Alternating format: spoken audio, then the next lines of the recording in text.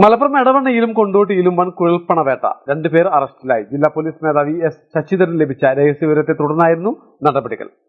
Piece Public School Kottakkal, nurturing world class leaders.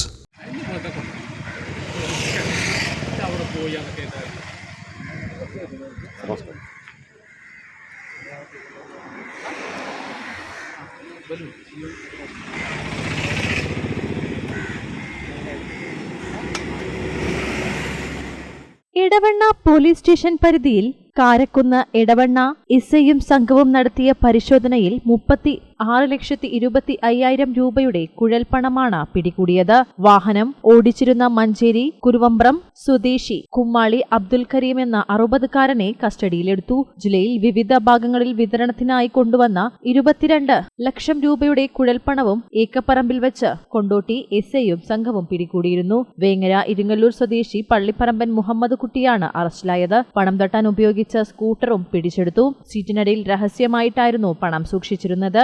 Malabar times, Malappuram.